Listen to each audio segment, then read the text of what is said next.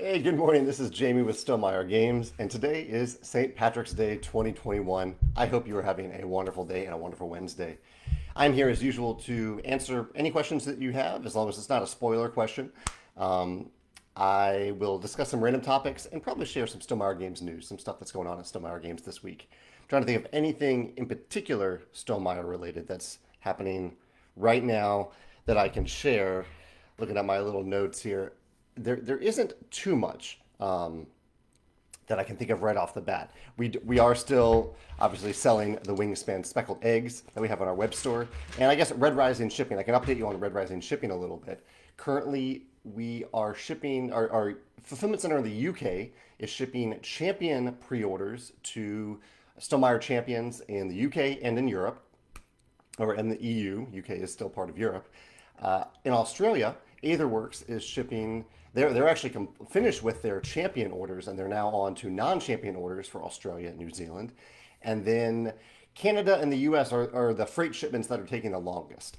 Currently, we don't have an exact date on when they're going to arrive. The last I heard, they were anticipating a arrival at port in for the U.S. in late March, and in Canada, actually, it could be this week for Canada, arrival at port. But then they have to get from port, they have to process through port, and they have to get to the fulfillment center, and then the fulfillment center actually has to ship them. So they have to get to Toronto and they have to get to St. Louis, respectively.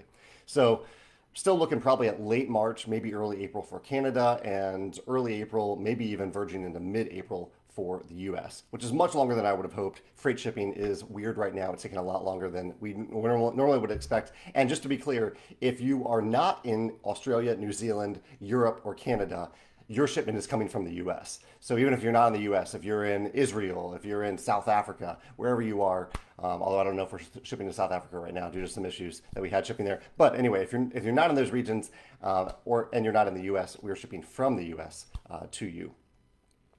Yeah, so that's my Red Rising shipping update right now. Not super precise, but hopefully we'll have more precision on the Canadian shipment soon, and even more on the U.S. shipment when it arrives. Really, we'll know more when it actually arrives. And of course, I know you're eager to get that shipping notification.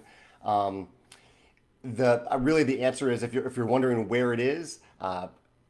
That's the answer that I have right now, and you will know when your order ships because you will get a shipping notification email. And also, one common question that we get during this time that stresses us out a lot, so I want to inform you about it so you maybe don't ask it, is maybe you heard that a friend who lives down the street or in another state or province or in your area, in your region, got their shipping notification, but you haven't gotten yours. And the reason is we can't ship. Fulfillment centers get a lot of orders. We send them a lot of orders, and they can't ship everything simultaneously. They're human beings who are packing and shipping games together, and they do their best to get them out the door in an optimized way. So it might mean on Tuesday they ship all orders that contain speckled eggs and Red Rising, and on Wednesday they ship all Red Rising orders to a specific area or a specific zip code. I don't know. They'll optimize it how they think is best, how they can get the most orders out the door every day for all champion shipments, and then when they're done with those, they'll move on to the non-champion shipments. So basically, if you hear that someone else has gotten a shipping notification and you haven't, I know probably your concern is maybe something wrong happened with my order. So odds are like 99.99% of the time, nothing wrong has happened. It just means that your order hasn't shipped yet. And when it does ship, you'll get a shipping notification. So if you haven't gotten a shipping notification, just wait until you do. And if it stretches into like weeks where you know that other people have gotten shipping notifications and it's 3 weeks later and you still haven't gotten anything, then definitely let us know and we will take care of you. My chocolate of the day today, I don't have chocolate on my desk, but I have been continually munching away at the Cadbury, the crunchy Cadbury chocolate eggs. And so that's continuously my chocolate of the day right now. So I'll make that my chocolate of the day. What are you eating anything green today for St. Patrick's Day? Obviously, I'm wearing an Albion shirt from Scythe for St. Patrick's Day. I don't know if I actually have any green food on tap today, so I'll have to make that happen. But if you get caught up in the St. Patrick's Day spirit and you eat something green, let me know in the comments what you're eating today. I'll flip over to the comments real quick and see okay, Nathan says, I heard people are saying not to sleeve Red Rising. How come? So this is something that, Nathan, if you go to the Red Rising page of our website, I say it right on the front page, that a couple reasons for Red Rising. that I recommend not sleeving the cards. One, we use pretty high quality components for our games. You don't really need to sleeve the cards. You actually don't shuffle the deck of Red Rising very often at all. Alex and I designed the game so that you only shuffle once per game. So it's not a game where you're clashing those cards against one another, shuffling quite a bit.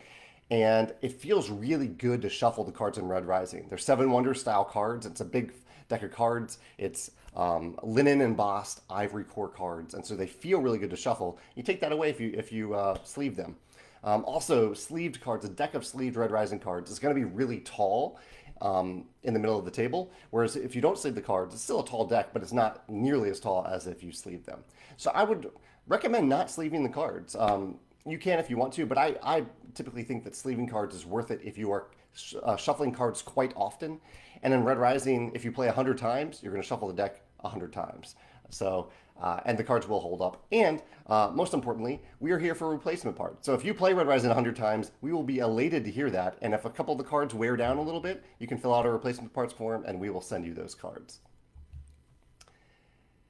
Ryan says, is it weird that I want to meet your cats before I meet you? Not at all. My cats are far more interesting than me. None of them are on camera right now.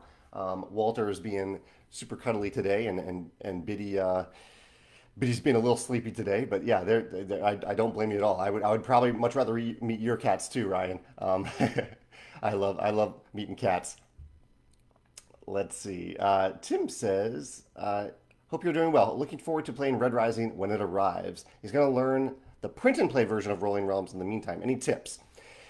Yeah, Tim, that's a good question. So one thing I would say is at this point, even though the print and play version of Rolling Realms is available on our website, and you are welcome to play. I designed it to play during the pandemic. It's an infinitely scaling roll and write game. The final printed version that we made is a lot nicer, even though the price point is very low. So I would almost say just wait for that version. But if you're itching to play a roll and write game, feel free to check it out. We have changed a few little things in the final version from realm to realm, just tiny little tweaks. But I would say the main tip for Rolling Realms, one of the main features of the game, is that as you are learning and teaching it, you only have to learn 3 realms at a time.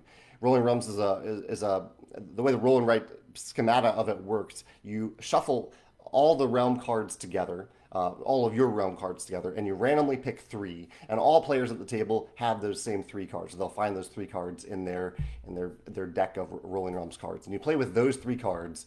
And then you do that again, and then again. You play 3 rounds per game. And so you don't actually have to learn 9 different realms at the beginning of the game. All you have to do is figure out which 3 realms you're starting with, learn how to play with those 3 realms, and the rules text is on the cards themselves, and then play with them. And then you do that for the next round and the next round. So the rules overhead is very, very low for Rolling Realms. That would be my tip too. Don't try to learn all the realms up front. Just learn them as you play each round. Kim says, have I checked out Wutaki on Kickstarter? She says, I'm so excited about this game, but it hasn't gotten much buzz in the US, and the Kickstarter ends in an hour. I haven't actually heard of Wutaki, Kim, but feel free to post a link in the comments over here, and I'll click on it and check it out. Maybe while I'm talking about it live right now, since it is very time sensitive, apparently. Let's see. Adrian says he just played Tapestry, including Plans Employees. Oh, not just played. He played it for 2 weekends straight. Wonderful design, and our group loved it. Well, thank you, Adrian. I really, really appreciate that. We are excited to reveal the second expansion for Tapestry when the time comes later this year, but it's something that we're actively working on right now. Like, we just entered production on it, or it just entered pre-production, so it's not quite in production yet, but it's in pre-production. It's past like the graphic design stage, and it's in pre-production. Good morning, Kelly. Carol says she's playing Terra Mystica for the first time in Board Game Arena. Any advice? Advice for Terra Mystica in Board Game Arena. Well, one fun thing to know, I don't know if this is really advice, but Board Game Arena has done a really good job at incorporating a lot of the like expansions and promos and modules and variants. And so before you sit down to actually play it, I would recommend that you go to Board Game Arena, pull up a game as if you are preparing to play it, and look through all the options on the left sidebar so you can see what you're getting into and what you're comfortable with for that first game. And just a little tip for Board Game Arena, I don't know how you play, but I always play in training mode. Training mode means there's no time limit per player because if I'm just playing a friendly game of Terra Mystica, even if it's with people that are very very experienced with a game, it's not actually a training game. Even then, we play in training mode because we don't feel the need to give everyone a countdown timer. If you're playing with complete strangers, maybe, and you don't know how their analysis paralysis is, or if they're going to get up from their computer and not come back for 30 minutes, then yes, you can opt to play the training mode. But I would recommend playing with training mode and looking through all those options in advance to figure out the configuration that you're most comfortable with. Yeah. Ryan says, I've heard quite a few people say that Tapestry is a lot easier than it looks. What is a game you would compare to it in weight? I mean, I designed Tapestry to have a lot of depth. I think there's a lot of depth in the asymmetry, the different tracks that you go down. But on any given turn in Tapestry, you are just advancing on one track and taking an action. And there are only 4 tracks to choose from. The rulebook itself is only 4 pages long. So even though there's kind of a lot going on in Tapestry, it's if you look at the rulebook, I think you know right away that it is not a difficult game to get into. In terms of weight of game, I mean, one comparison that I've made is to A Feast for Odin, but A Feast for Odin is a much heavier game. The comparison is in A Feast for Odin, when you sit down and play, you are faced immediately with around 60 different actions to choose from. Tapestry has 48 different actions, but only 4 of them are accessible to you at any given time. So it's kind of like the weight of Feast for Odin, but distilled down. But then the amount of information overhead that you need to have at any given time is much lower. That's the best comparison I can think of right now. It is definitely like it's not in the same weight class as A Feast for Odin, but that's maybe the best comparison I can make at this point off the top of my head. One thing I wanted to show you all today, I don't have a lot of visuals, but an artist that I've been working with named Clementine Compardo, her name isn't on the box, but she works with, I think she runs Lore Key Creations, or a friend of hers runs this company, but I do know that she made the art for some beautiful paper money, and she sent me this paper money recently. So like, here's a koala themed paper money, and they're all different increments. There's a 10, here's 100. And you can find these. I don't have the link handy right now. I posted them on Instagram the other day. But if you look on Amazon, they sell on Amazon for Lorikeet Creations.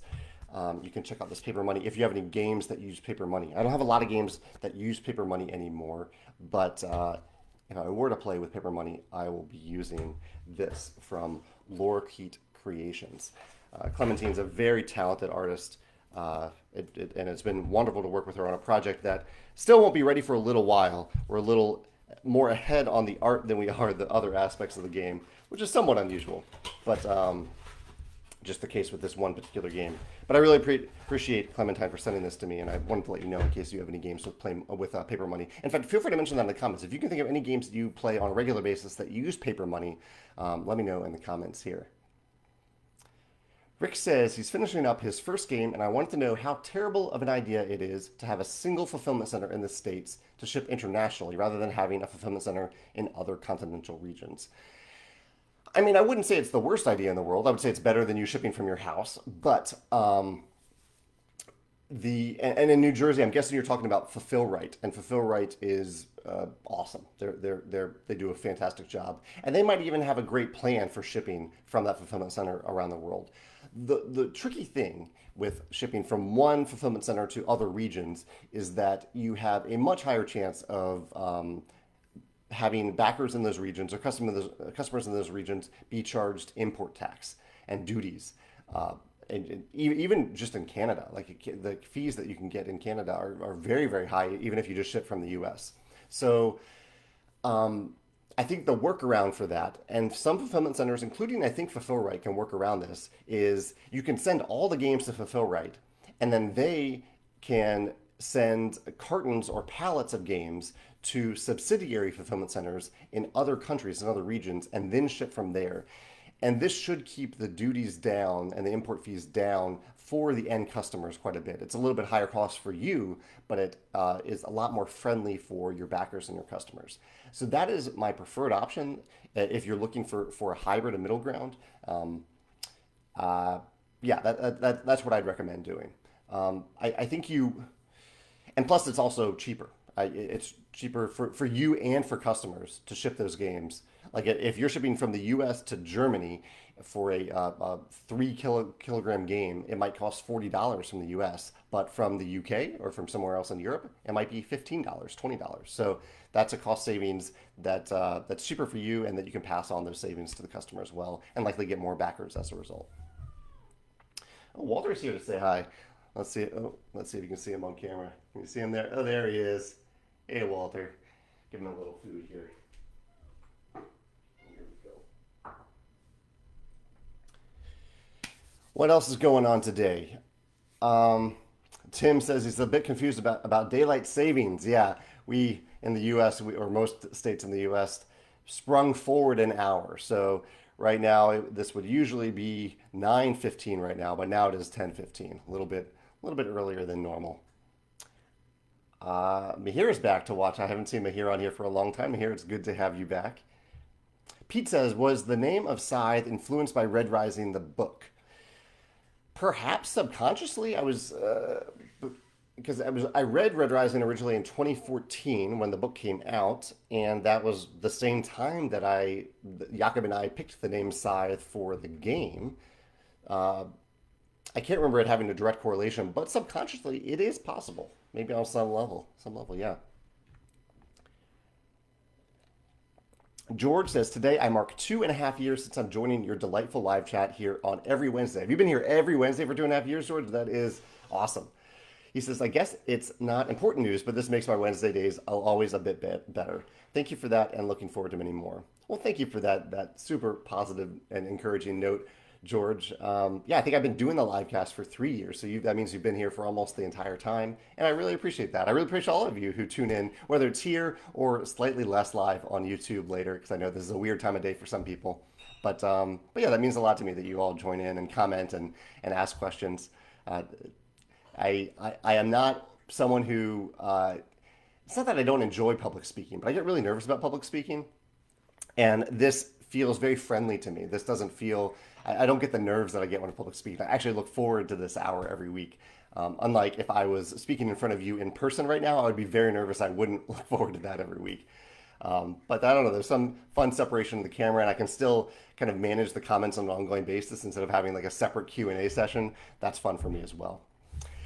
A few random topics, let's see, that I'll cover today. One, if I don't know if you've probably noticed this, me mention this recently. I've gotten into watching sumo wrestling, the Grand Sumo Wrestling tournaments in Japan. If you Google Grand Sumo Awesome, you can get 30-minute recaps of the day in the latest Grand Sumo Wrestling tournament in Japan, which happens every 2 months.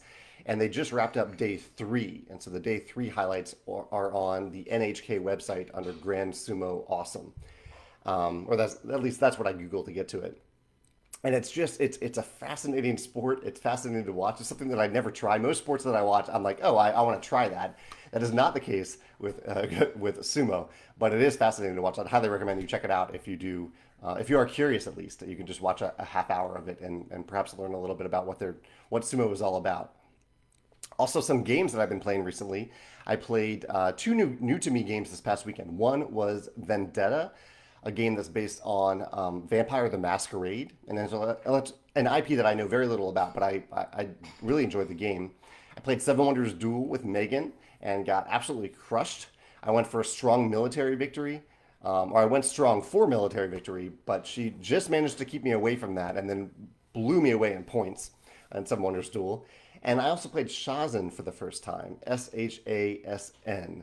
This is a game that was fascinating to play. I have a video coming out about it soon because it's half like social experiment and half area control game, like gritty Euro area control game. Very different to play, very different than any game that I think I've played, especially the first half, the social experiment half. I think it's worth checking out. I don't know if it's going to be for everybody, but I think it's worth checking out at least. And I'll have a video about that, I think, next Friday. Yeah. Chadrick thanked me for keeping the cards in Red Rising PG. Yeah, it's kind of an odd confluence here in that Red Rising, the books, are not PG. They are R-rated, often, yeah, I would say R. It's an R-rated series. And the game is definitely not R-rated. The game is very much PG. And I think that has thrown off some people who are hardcore Red Rising fans who wanted to see that R-rated element in the game. But I just didn't. I wanted the game to be as welcoming to as many people as possible. And we still, I think, did a pretty good job of focusing on the theme, focusing on the characters, the look of the world, the feel of the world, and we were able to keep it PG despite all that. Let's see. Barry says, "Is Red Rising in the final version of Rolling Realms?" We'll have to see about that, Barry. The the realms that I completed before, let's see, we had 10 games. The last realm that I think I added before going to print was one for Pendulum, because Pendulum was our 10th game for Rolling Realms.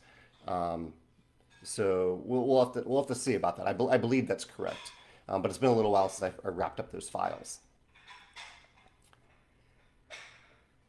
Some podcasts I've been listening to lately. I just finished listening to the Secret Cabal talk about.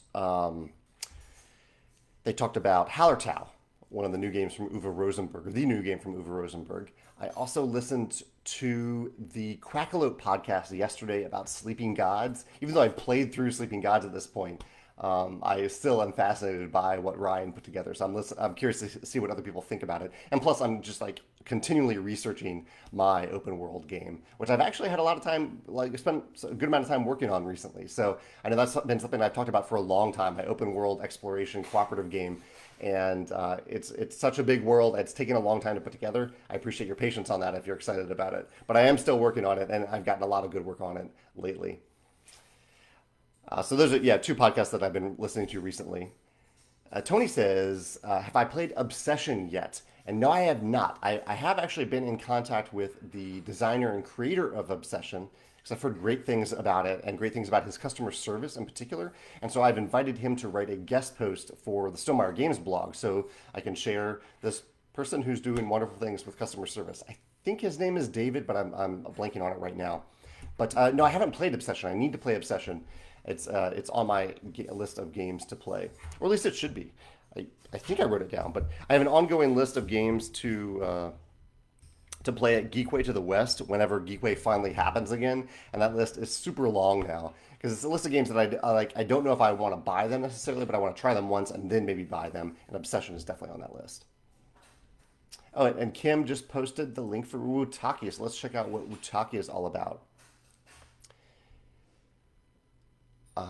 It's actually doing pretty well. You're right, Kim. That hasn't gotten a ton of attention, but it has funded. It's at $47,000 for a $34,000 goal. What is this game about?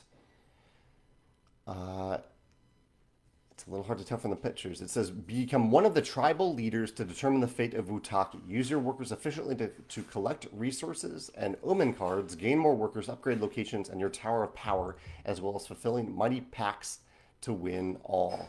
That is Wutaki. Interesting. Definitely looks a lot different than games that I've played.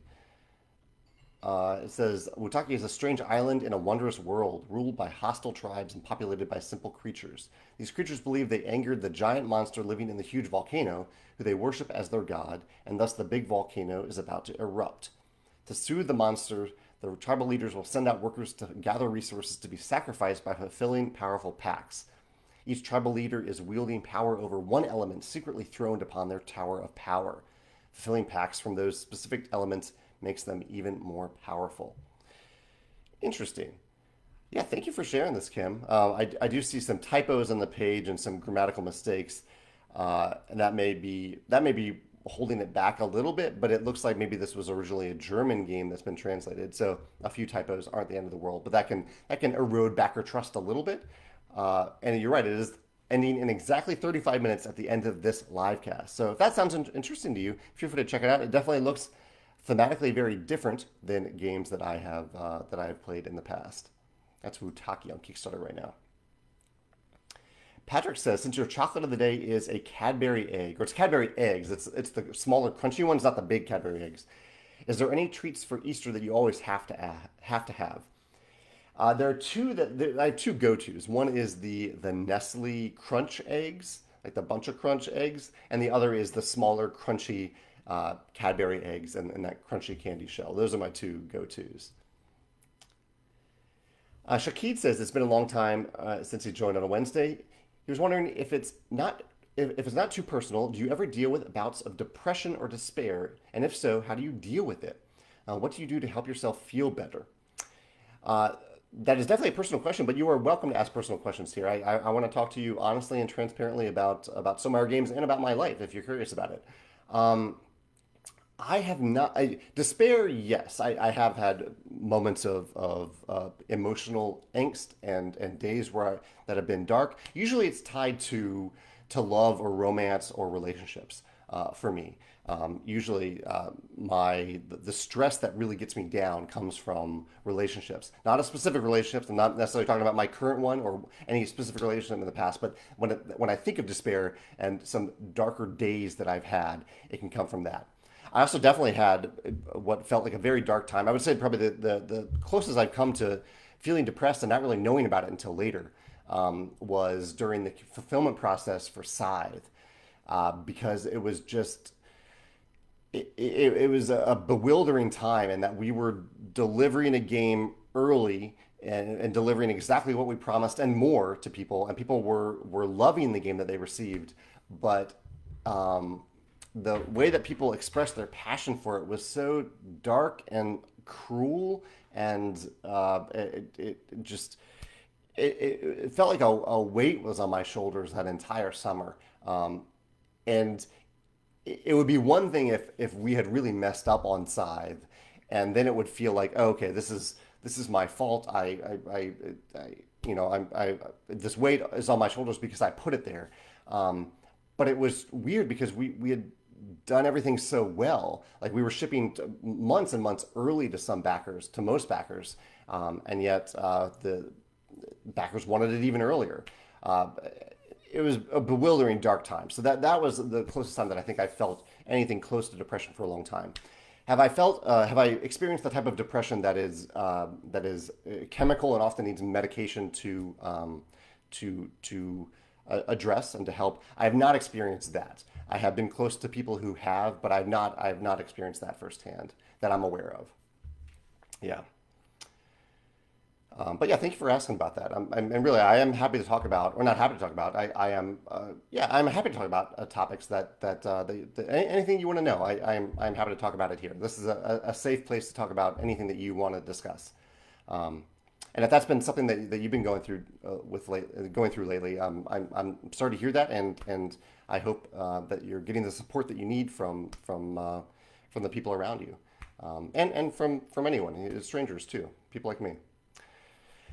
Um, let's see. Daniel says, "Oh, Daniel actually has a related question. Completely, he asked it back to back with Shaked, but he says I'm running a session on publishing and mental health today, and was curious if you have any tips in balancing life and work." Um, yeah, that's a very applicable question to the answer that I just gave a second ago. Uh, it's become tougher for me to balance life and work, but one of the ways that I found that I do it is that I have a pretty set schedule every day, and I take very intentional breaks for meals, and I have time set aside for creative time. Some of the most life-giving things that I do for myself is the time that I have for creative time. So on days where I don't set that time aside, it's not as good for me in terms of my mental health. Also, I give myself permission to take little breaks for laughter, I guess is a way to put it, where I'll go to YouTube and just watch. I guess it's not only for laughter. Oftentimes it's just like I'll go to YouTube and I'll watch a video for 5 minutes. Might be about game design, might be about just something funny, it might be something random, but I give myself permission to take those little breaks throughout the day, if I need just a breather, if I just need a little bit of a breather, and that can really make a big difference. And one other thing that I'll throw in there related to Kickstarter a little bit is I remember when I ran my first Kickstarter campaign for Viticulture back in 2012, I basically felt like I was running the campaign 24/7. And I wasn't actually. I was sleeping. I was going to bed every night and sleeping. But the last thing I did before I went to bed was scroll through my phone and answer comments and answer messages. And the first thing I did when I woke up every morning was bring up the campaign on my phone and answer comments and answer messages. And because of that, I never really felt like I got a good night's sleep. I never really felt like I get turned off from the campaign. And that wasn't healthy. And I ended up actually getting really sick after the campaign, physically sick, because I think I wore myself really thin during that campaign as a result. So I think it's good to not do that, like not make that the first thing or the last thing that you do every day. Steven says, have you considered making other games set in the world of your other games? So new games set in worlds that we've already explored. He's saying things like the dice game or the card game variants, like what Terraforming Mars has done. I've thought about it a little bit. I did a poll in the Scythe Facebook group a while ago where I asked if people would, and I guess I'll give you my short answer first. No, it is not something that I think about all that often. Because if I'm going to, like, I am totally open to exploring a world in a completely different way. But if I do so, I want it to be in a completely different way, not just like a similar game but with dice or a similar game but with cards. I want it to be a very new game that still is welcoming and inviting to people who love the original, but and is set in the same world, but it feels completely different. And so that's a lot more interesting to me. And the poll I put in the Scythe Facebook group a while ago was I listed a bunch of options like that. Like I said, would you be interested in a Scythe, the deck building game, or a Scythe, the dueling game, two-player dueling game, or the dice game? And the dice game was a lot lower on that list than I thought. There were not there were people that were interested in it, but far fewer than those who were interested in a duel game or a deck building game in the world of Scythe, in the 1920 plus world that Jakob created. Kelly says, good morning, Jamie. I'm an Air Force ROTC instructor at Missouri S&T in Rolla, Missouri. I recently got my girlfriend into board games. She loves viticulture. That's great to hear. And in turn, she's gotten me into D&D and disc golf. Oh, that's awesome. I've gotten really into disc golf in the last year. He says, we're looking to make a day trip to the St. Louis area someday. What disc golf courses, board game shops do you recommend in the St. Louis area? For disc golf, I recommend, for a longer course, a beautiful course, I recommend Logan. Logan is wonderful. I play a lot at Wilmore as well, and at, I'm thinking Walton, but that's not it. Creek is, what's the, oh shoot, I'm blanking on the name right now. One of my favorite courses. Creek Disc Golf. Oh, I played at Creek 4 the other day too. That was fun. I am totally blanking on the name of this course. It's not, someone in St. Louis help me out here. It has Creek in the name, or Trail. No, Watson. There we go, not Walton. Watson Trail. It's not even Creek. Watson Trail is a wonderful short course. It's just 9 holes, and it's not a lot of walking, but it's fun to get through. And board game stores, I like Fantasy Shop. I like Game Night and Miniature Market here as well. And the biggest one is Pieces Board Game Bar and Cafe, which they are planning to reopen fairly soon, or I think they're hoping to reopen fairly soon. Yeah. Genway says, are you on Clubhouse? And if so, will you do any panels? I'm not currently on Clubhouse. I'm intrigued by the concept.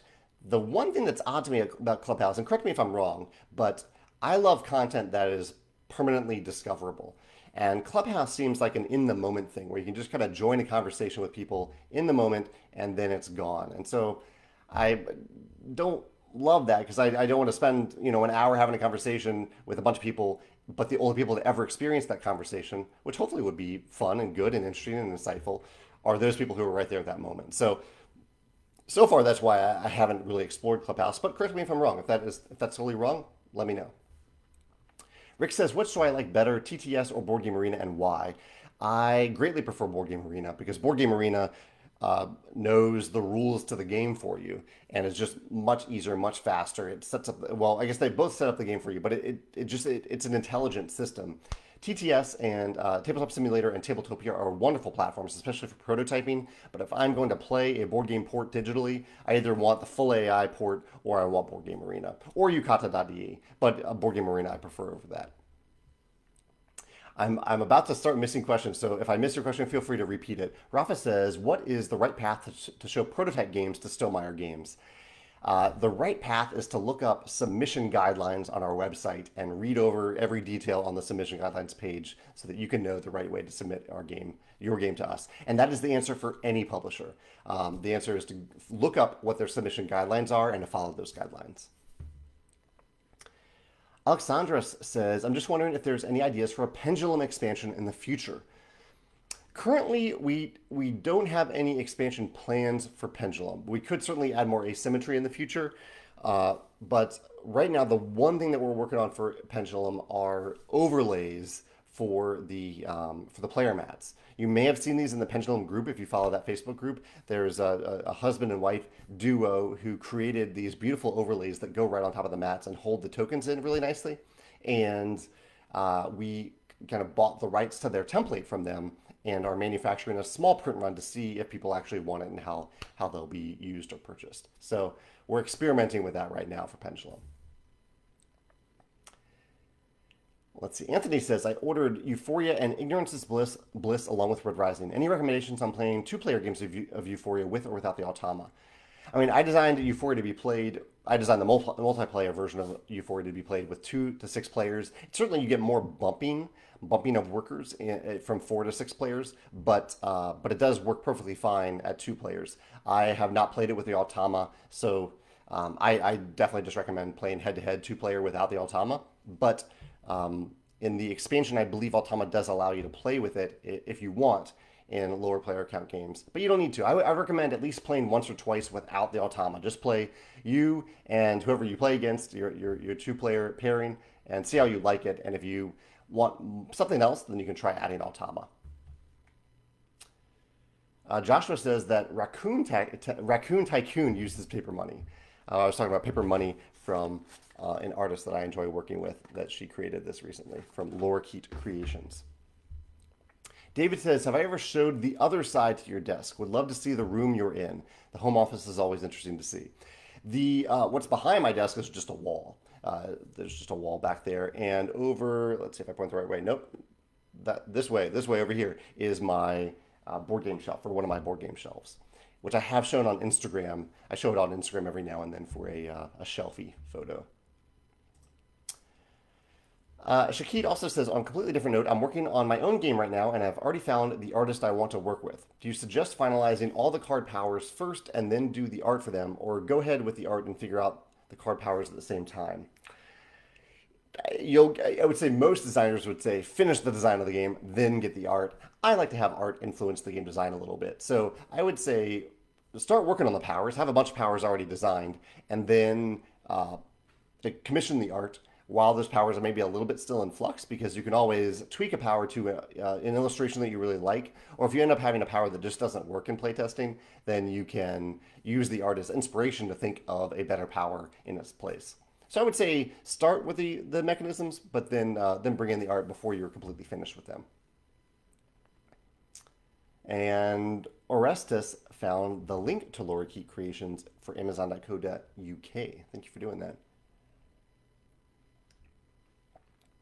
Brian says he bought Kings of Air and Steam for what I thought was the best paper money I had seen at the time. So Kings of Air and Steam, another game with paper money. David says, any update on the Tapestry implementation on Board Game Arena? He says, I've heard there's a piece of art the developer's waiting for. Not that I'm aware of. I don't think, I don't know. Yeah, we sent them the art for the game a long, long time ago. So they have everything. I will, just in case they're talking about that with other people and not with me, I will follow up on that. But I don't know what's taking so long for Board Game Arena to implement Tapestry. It seems to have been taking a long time. So I'll follow up on that. Thanks for letting me know. Looks like I'm 20 minutes behind on questions. I am sorry about that. I haven't even covered all my topics today, but I don't have anything really super important here. Matt says his wife and he took a snowboarding trip to Colorado this weekend. They took only the essentials: food, snowboards, and Tapestry. That's awesome. That's a big game to take on a trip. George confirmed that he has not missed a single live cast in the last 2.5 years, which is over 100 live casts. That's amazing, George. That's a lot. Thank you for doing that. Let's see. Danielle says, which of your games, if any, would be best to play over video chat with friends? The one game that's designed for that purpose is Rolling Realms, which hasn't come out yet, but there is a print and play version, an older print and play version available on our website. Beyond that, when I think about games to play over like video chat, like Zoom, I think of games where you don't have to, there's not much of a shared interface. Like there's not in viticulture, there's a board with workers that you're placing them on, and if you have something like that and you're playing over video chat, then whenever your opponent does something, you have to also do it on your end to show that you've blocked off that space, which can be a little annoying.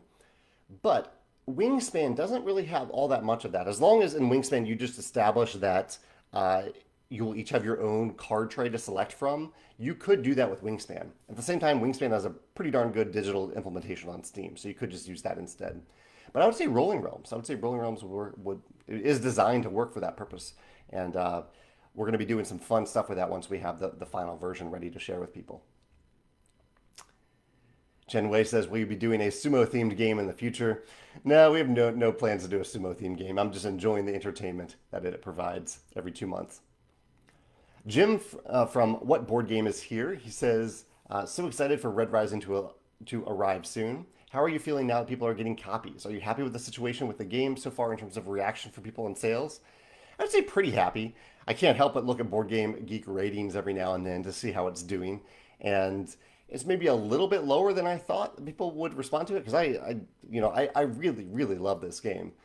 This is a 9 or 9.5 for me out of 10 on Board Game Geek. In fact, I probably need to rate it myself. I don't know if I've rated Red Rising. Let me see if I've actually rated my own game. But I don't even know if I do rate my own games anymore. But I'm going to, because I love this game. Yeah, I have. I rated it a 9.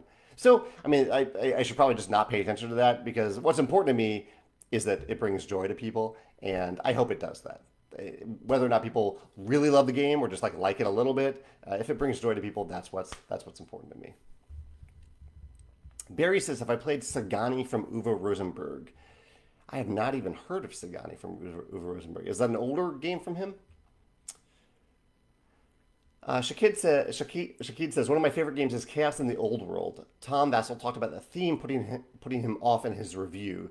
The board in Chaos is literally like a piece of, I think it's human skin, or made to look like human skin, stretched over a game board. So it is not exactly PG friendly or family friendly.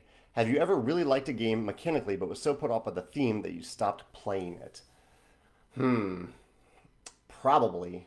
I don't know if one comes to mind right off the bat in terms of the theme of a game where I'm just kind of appalled by the theme of the game so much. I mean, there have been aspects of games that have been very off-putting to me and bewildering to me that the designer included them in the game. I was actually just playing Abyss the other day. Recent games of mine that I played online were Wingspan and Abyss. Abyss is a wonderful game, lovely game, and there is a lord in the game that is either called like the Slaver or the I think it's called the Slaver, and they just didn't need to put that in the game. Like it's a fantasy world. I don't know. That to me it's off-putting because it was so easy not to put that in the game, not to remind people who are impacted by a dark history of slavery that was the thing. Even though it's different worlds, that's going to remind people of that. And so that to me was a little off-putting. I still love Abyss, but if I owned a copy of Abyss, I would take out that card. Currently, I'm just playing on Board Game Arena, so I can't actually take out that card. Let's see. Tim says, oh, he has a fun comment here, not a question, but I'll say it. He says,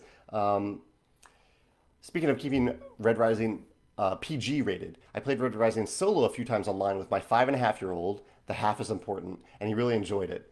When we got our shipping notice yesterday from Spiral Galaxy Games, he charged around our lounge for a full 10 minutes chanting, Red Rising, Red Rising. His journey to board gamedom is nearly complete. That is awesome and very impressive that you have a 5.5-year-old who's already playing Red Rising. Is he reading at a level that he can read all the cards in Red Rising? And if so, that's wonderful. That's awesome. Jake says, one of my disc golf buddies here, Jake, says, Obsession is great. Bridget and I played it at our first Geekway and then played it again the next day. Would love to add it to the collection someday. Well, I definitely trust Jake's judgment in board games. So I definitely want to try that then. I already want to try Obsession. I think they're out of stock right now, but they're working on a reprint. And so the guest post that I mentioned will come when the reprint is ready so that the designer can get a little free marketing boost from posting a guest post on the Stillmeyer Games blog. So I'm excited to play that now. Oh, David, are you Is that? Oh no, David. David is the designer of Utaki, I believe. David, I think I saw your name there. Who is the designer of Obsession? So I don't keep also calling him David. It will be a small miracle if I actually get this name right. I've only corresponded with him just a tiny little bit, and his name is Dan. Not all that far off. It's a Dan. Dan is the designer of Obsession. 8.3 on Board Game Geek. Very highly rated game. Alexandra says, with Red Rising done, what other interest of yours would you like to turn into a board game? What other interest of mine? I mean, I don't have any other IPs in mind. The game that's been on my mind the most for a long, long time is my cooperative open world exploration game. So that's the one that I am turning into a board game and am the most excited about right now. In terms of games that we have not released, that we haven't published, games that are in the design process right now. Tim says, oh, no, not a question. Sorry, I thought that was a question there, Tim. Tony says, with WandaVision in the rear view mirror now, how are you feeling about the Falcon and the Winter Soldier? He says the latest trailer was on fire. I have not watched any trailers because I don't want to spoil anything from the show, but I am super excited about it. In fact, two things related to comic books are coming out this week. Falcon and Winter Soldier, I believe, is tomorrow. And no, Friday. And tomorrow is the release of the director's cut of the Justice League movie, which I didn't love when it was in theaters. I thought it was fine, but I'm very curious what he's going to do with 4 hours of playing time. If it will actually feel a lot more epic, or if it will just feel long. But I am curious enough to check it out, and I believe that comes out tomorrow. I'm not going to watch it in one sitting. I'm curious what you all think. Are you going to watch that in one sitting if you're going to watch it, or are you going to separate it into a few sittings since it is a 4 hour movie? Um, Mauricio says, I've heard of Ragnaroks. It's a solo or a two-player game. I really don't collect two-player games, but this one looks interesting. And it's from the designer of Santorini, which is one of the most acclaimed two-player games. So I have heard of it. It's actually from another St. Louis company here in St. Louis, but I haven't backed it yet. But I appreciate you sharing it. Yeah, I don't know much about it. I would say the type of two-player game that I am the most excited about these days are there two-player games with like very, very little luck, um, or two-player games that are cooperative. So those are the ones that kind of jump up on my list when I'm looking for two-player only games. Brian says, we love Scythe and Wingspan. We're trying to decide between Viticulture or Tapestry as our next purchase. Help. Oh, okay. So you love Scythe and Wingspan, both of which are engine building games, and Viticulture and Tapestry are also engine building games. So that doesn't narrow it down all that much. Brian, maybe let me know what specifically you really love about Scythe and Wingspan. Uh, I mean, Viticulture and Tapestry both follow very similar design philosophies. Maybe the only slight difference is Viticulture is broken into rounds, not a set number of rounds, but into rounds, kind of like Wingspan. And Tapestry is not, doesn't have rounds. It has just a smooth flow of play that has no round structure. Even though you do take income turns, you take them when you're ready, opposed to when all players have to take an income turn. So that's a little bit more like Scythe in terms of the flow there. Uh, Scythe and Tapestry both have a map that you are interacting with. So if you like maps in games, you might go with Tapestry. Viticulture is worker placement. And Viticulture is the only of these games that is worker placement. So if you know in general that you like worker placement games, you'll probably enjoy Viticulture. It's done very well, I think, among people who love worker placement. Yeah. Let me know what you end up deciding. Tim has a very nice comment here. Tim has a lot of comments. I don't read them all, or I don't read them all out loud, just because I focus on the questions. But Tim, thank you for participating. Now I'll read your comment here because it's so nice. You say, you're certainly a light in my week, Jamie. Your positivity is contagious. I found myself doing better in the past year, grieving the loss of my mother with your games and overall outlook in life and videos. And I know you've mentioned that before, Tim, but thank you for bringing that up again. That means a lot to me. I know I haven't lost a parent yet, but I know that must be incredibly difficult, and it's good to know for that when that day comes for me that I can look to others and look for that positivity and hopefully be uplifted a little bit as a result. So thank you for sharing that. Let's see if I have people are commenting about Psy, the dice game ideas here. Um, some movies I'm talking about movies a little bit. Some movies we watched this past weekend. I actually watched some really good movies. We watched Terminator Dark Fate, which was the latest in the Terminator series, and I think I would say it was one of my favorites. It's an intense like chase style Terminator movie. It's just like one long chase, and you're wondering the whole time how they're going to be able to defeat this nearly invincible Terminator sent from the future. Really good movie. I really enjoyed it. Very intense. We also watched Invisible Man, which is kind of the opposite of that, even though it is also a chase in a way, but it is a thriller with a little bit of horror in it. I don't want to spoil anything, but the director does some really interesting things where he's showing you things on camera that aren't there, and you are left to wonder, is there anyone there? Am I looking at something where someone is there or they're not there? Or is there an invisible person there, basically? And it's very interesting to see that with like very little special effects and just a camera kind of slowly moving into spaces where there might be something there is super creepy and super tense. Really impressive direction, I think, in The Invisible Man. We also watched kind of a silly movie called Irresistible. It's a political comedy. And again, I don't want to spoil anything, but it redeemed itself in a very interesting way. There's some very irredeemable characters in the movie, and they're doing things that are somewhat irredeemable to a small town. But there's something that happens in the movie that just makes everything work out so well. So I would, if you're interested at all in a political comedy, I would recommend Irresistible. And we also watched an older older romantic comedy called Going the Distance, which we enjoyed, which is R-rated. We're talking about PG-13 stuff and PG and R-rated. It is an R-rated comedy, so beware of that in case you wanted to watch a rom-com with your kids.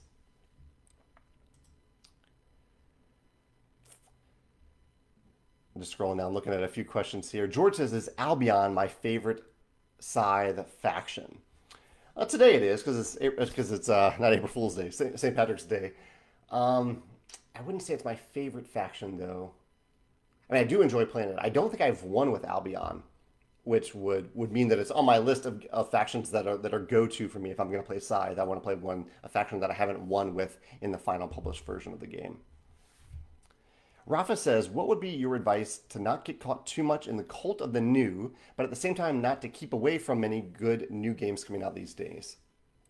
Well, so I guess inherently the cult of the new isn't necessarily a bad thing. It's fun to get excited about stuff, whether that stuff is old or new. Um, so to not get caught up in it, I don't know. So I guess you're looking for balance. Is that what you're looking for, to be excited about new things, but also to be able to go deeper and get excited about old games as well.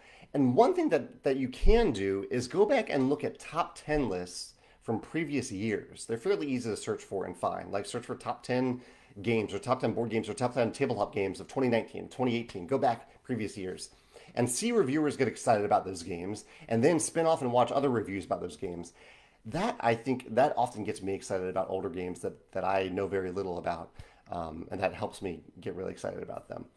And that's one way. Even if you have a game in your collection that you really want to play, but or that you wanted to play at some point in time, but then you didn't play it, and now you're less excited about it. You're more excited about the shiny new thing. Go and watch a few reviews of that older game because, or watch or read or listen to whatever your preferred format is, and you might find yourself getting really excited about that. I do that from time to time. If I have a game on my shelf, I'm like, why was I excited about this? And then I go back and watch a few reviews, and I'm like, oh, this is why. This looks awesome, and that will get me to get it to the table. That's one idea. I'm open to totally open to other ideas if people have them in the comments below.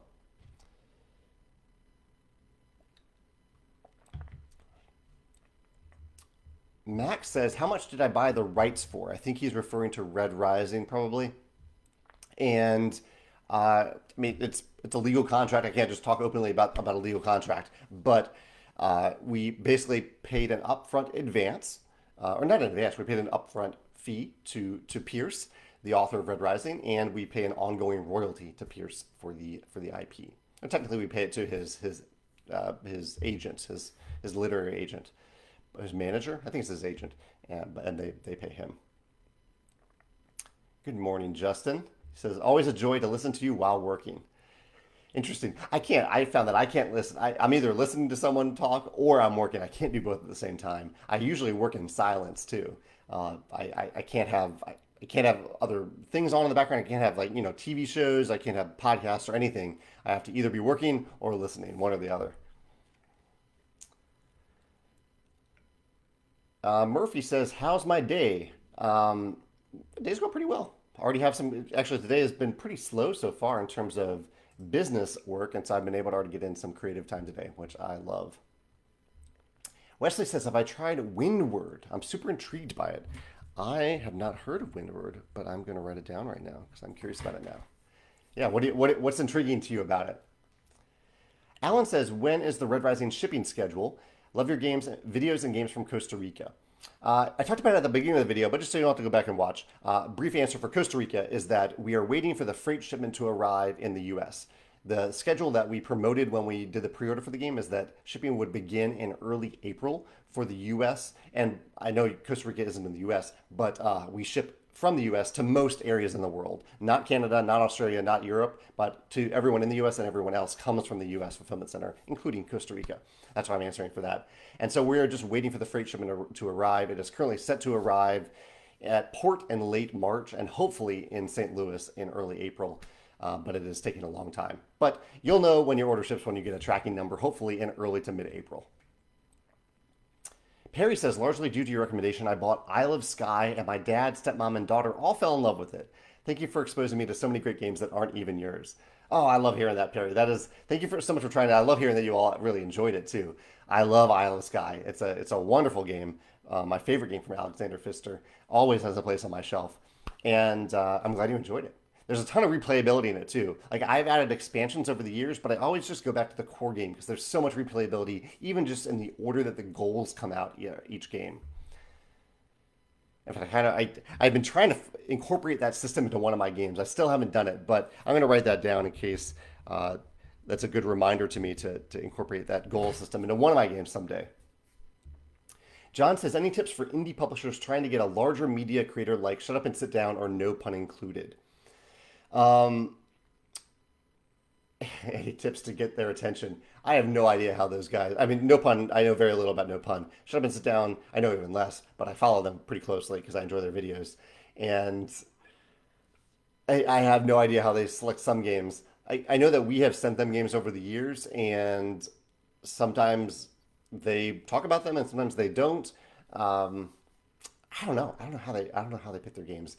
I would say that Shut Up and Sit Down is a little different than most reviewers, and that they are more like entertainers, and they probably spend. I think they spend a lot of time on their videos, and so they do fewer videos as a result. But there are larger media creators like Rado, like Tom Vassell at the Dice Tower.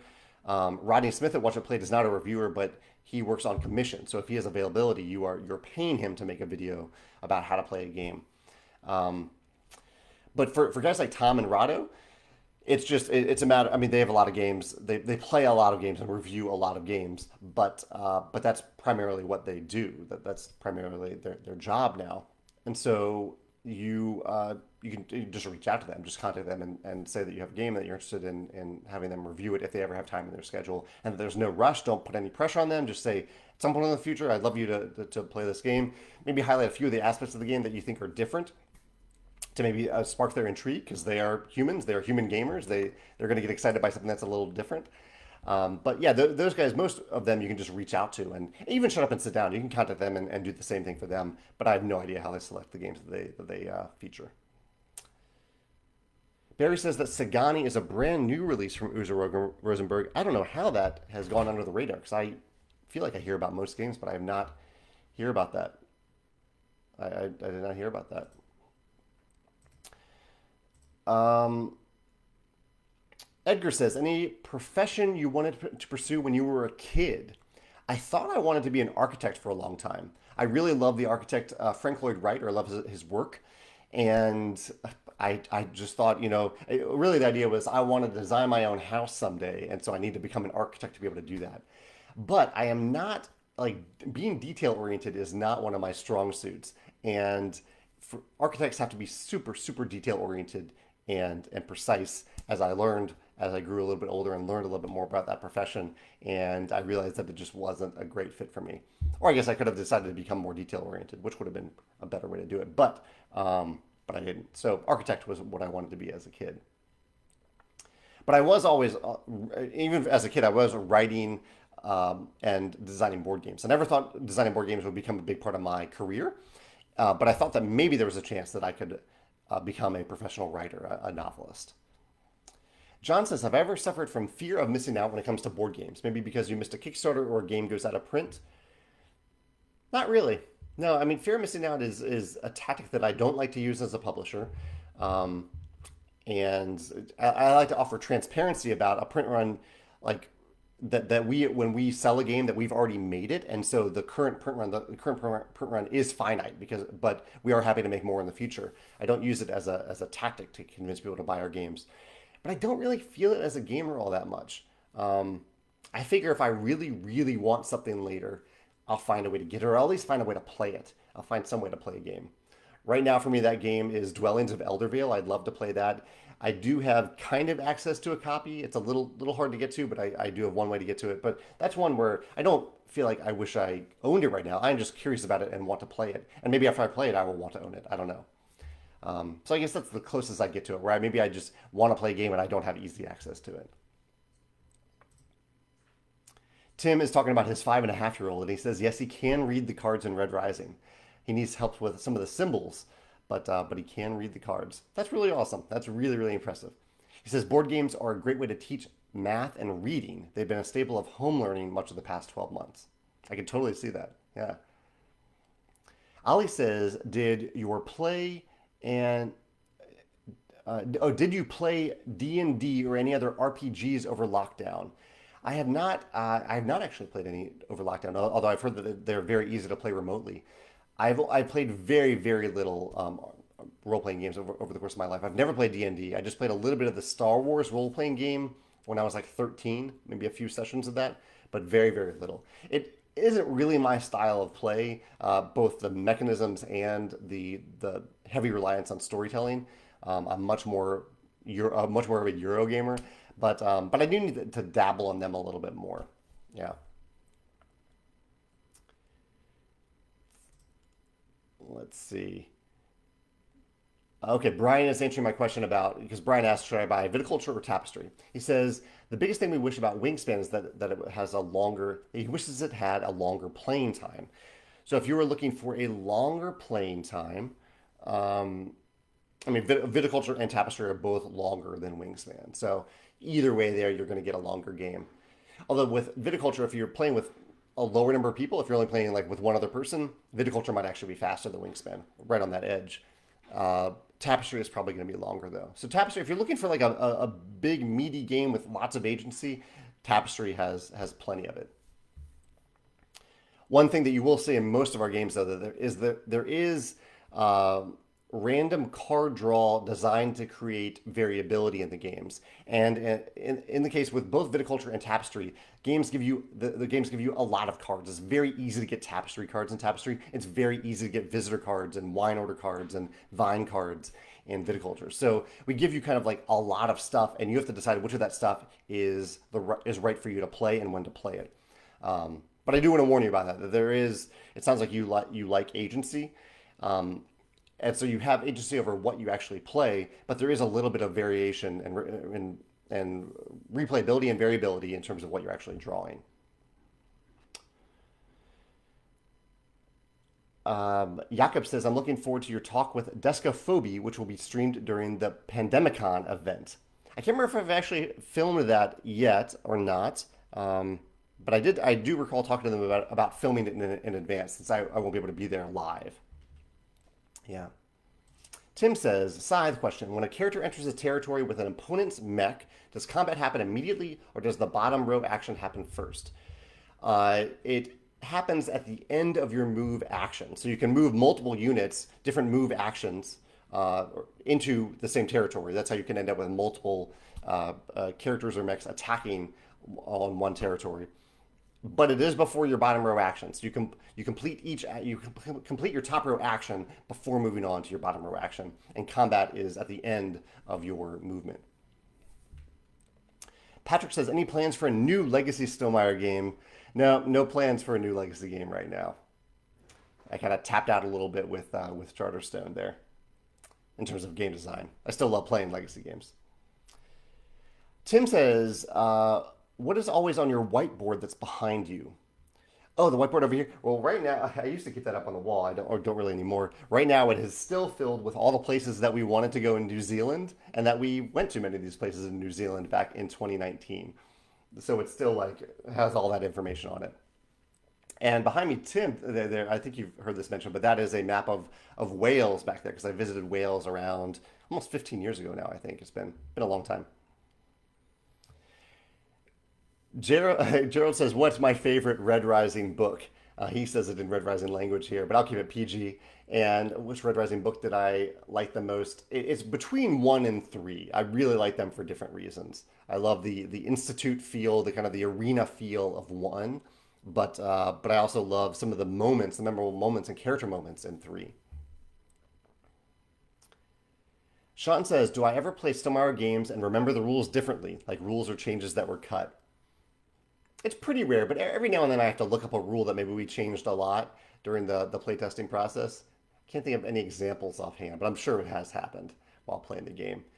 Um, yeah, and I'm sure it has happened. John says, "What are your thoughts on the board game scene in countries outside the US?" Lists a lot of different countries here with very different board game scenes in those countries. I am the most tapped into like what people are buying of our games because that's what I see how much what distributors are buying from us and what consumers are buying from us. So that is a very limited perspective. So if you have any insights about that, I'm happy to learn more about very specific like what is going on in those board game scenes. I'll do a few more questions. I'm a little over time today, but I'll answer a few more and then I'll take off for the day. But thank you for all these questions and this wonderful conversation.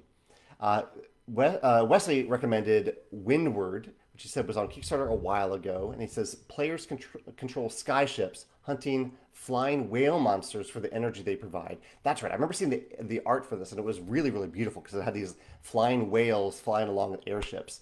So I was very curious about the world building. I don't remember why I didn't back it. Maybe it looked too complex for me because I'm not really a really heavy gamer. But I will check it out and see what people are saying about it now that I assume they have delivered it.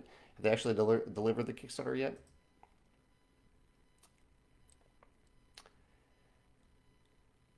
Let's see. David says he'd be happy to play Dwellings of Eldervale on Tabletop Simulator with me. Thank you, David. That's very kind of you to offer. Maybe I'll take you up on that. I don't know.